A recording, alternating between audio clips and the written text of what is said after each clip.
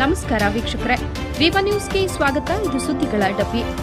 ಹುಚ್ಚು ನಾಯಿಯೊಂದು ಅಂಧ ವಿದ್ಯಾರ್ಥಿಗಳನ್ನ ಸೇರಿ ಒಟ್ಟು 15 ಜನರನ್ನ ಕಡಿದು ಗಂಭೀರವಾಗಿ ಗಾಯಗೊಳಿಸಿರುವ ಘಟನೆ ಬಾಗಲಕೋಟೆಯ ನವನಗರದ ಸಜೀವಿ ಅಂಧ ಮಕ್ಕಳ ಶಾಲೆಯಲ್ಲಿ ನಡೆದಿದೆ.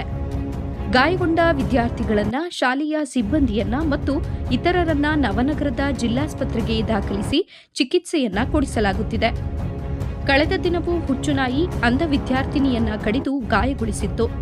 ಇಂದು ಮತ್ತೆ ಹುಚ್ಚುನಾಯಿಯ ದಾಳಿ ಮುಂದುವರಿಸಿ ಇದುವರೆಗೆ 15 ಜನರನ್ನ ಕಚ್ಚಿ ಗಾಯಗೊಳಿಸಿದೆ.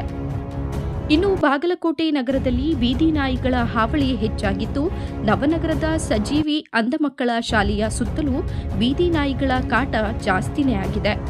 ಅದರಲ್ಲೂ ಹುಚ್ಚು ನಾಯಿಯೊಂದರ ಹಾವಳಿ ಹೆಚ್ಚಾಗಿದ್ದು, ಅಂಧ ಮಕ್ಕಳನ್ನ ಕಡಿದು ಗಾಯಗೊಳಿಸುತ್ತಿದೆ. ಈ ಕುರಿತು ಸಜೀವಿ ಅಂಧ ಮಕ್ಕಳ ಶಾಲೆಯ ಶಿಕ್ಷಕಿ ಹೇಮಾವತಿ ಅವರು ಮಾತನಾಡಿದ್ದು, ಸಂಬಂಧಿಸಿದ ನಗರಸಭೆಯವರು ಬೀದಿ ನಾಯಿಗಳ ಹಾವಳಿಗೆ ಬ್ರೇಕ್ ಹಾಕಬೇಕೆಂದು ಮನವಿಯನ್ನ ಮಾಡಿದ್ದಾರೆ. ವರದಿ ಎಚ್ಎಂ ಹವಾಲ್ದಾರ, ಬಾಗಲಕೋಟೆ, ವಿವ ನ್ಯೂಸ್ ಕನ್ನಡ.